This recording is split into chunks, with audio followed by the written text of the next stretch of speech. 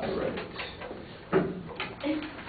Okay, alright, so we're here to talk about that, me and my partner are here to talk about that, the Three Strikes Law is not effective, that the third strike should be fired, violent felonies is a felony, and I'm going to give you a background of the Three Strikes Law, what it is, then I'm going to let you know why it is unfair to criminals, why it is ineffective, why it is costly, and why it is problematic, and why it crowds prisons.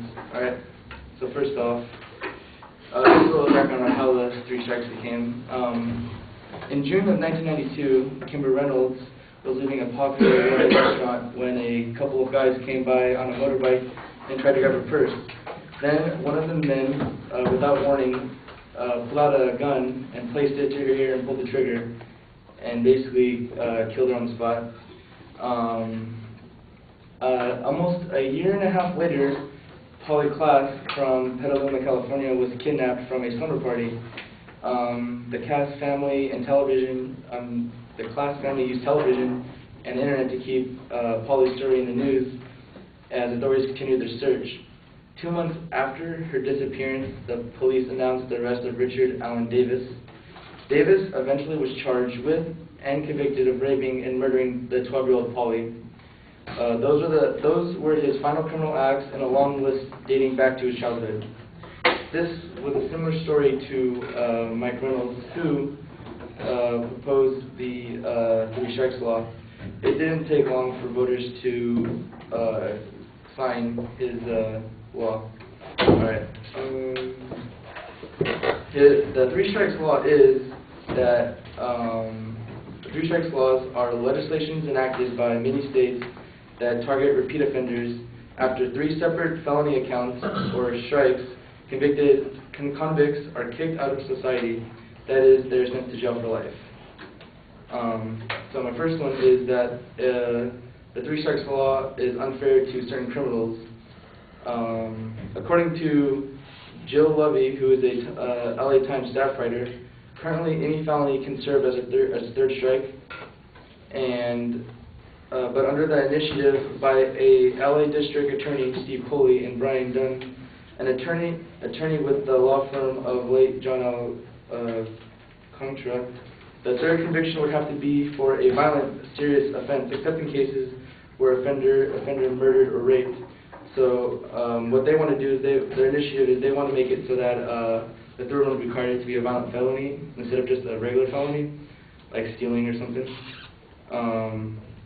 And according to the California Legislative Analysis Office, data received during the first 8 months of the law's implement showed 70% of all second and third strike were for nonviolent serious crimes, such as stealing like golf clubs, books, movies, and the largest category that was burglary. So it seems kind of unfair to be sent to jail for like 25 years at least for stealing a book for like your third crime.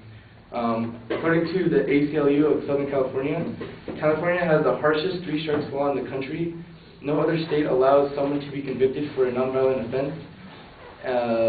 Prior to the California three-strike law, no one has had a life in prison for shoplifting. 345 people serving life in prison for stealing under $400 of stuff. So there is 345 people at least that are serving life in prison for stealing something that's worth $400 or less.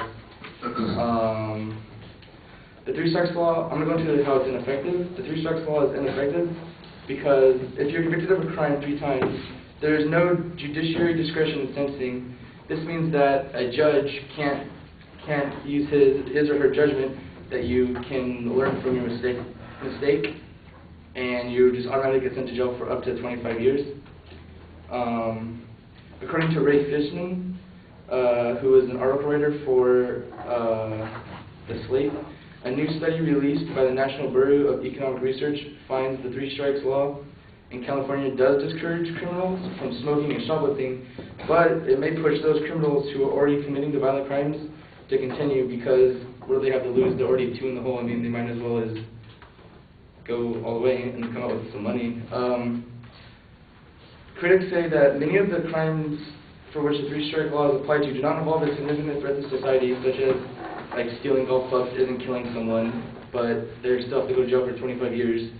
And I might as well, criminals have expressed that if they're going to be tried for a crime as a third strike, it may as well be murder, since that is what they will be tried for anyways. An example of that is, even if you don't have quite the motivation to pull off a bank job, you still might end up committing a more violent crime if you're in an O2 home. Let's say you opt for a golf club caper, but as you're making your getaway, you're cornered by a store security guard. Do you surrender quietly or pull out a gun? In this case, they're pulling out a gun because they're already caught. So, a con against the three strikes and how it's ineffective is that it can be viewed as a one-size-fits-all punishment, and it overrides that the U.S. has judges and juries, so there's no point to have a judge or jury if you got convicted of a third strike because you're going to be sent to jail anyways. It's very costly. California faces a $15 budget shortfall next year. California spends $5.7 billion a year on prisons. It costs $31,000 to incarcerate a single inmate a year, and $50,000 if they're over the age of 55. With 57% of the third strike being nonviolent offenses since 1994, the number of inmates in the state prison grew by 22.6%, and one for prisons. 42,000 inmates are serving under the three strike law. Now to go into it's problematic for legislation. The law is unconstitutional because removing internet access is equivalent to hindering a person's freedom of speech, stated by Timothy, who's a three strikes researcher and writer. It also violates the 8th Amendment of the Constitution, which is supposed to prohibit the federal government from imposing cruel and unusual punishment excessively. And my last one is that California prisons are overcrowded.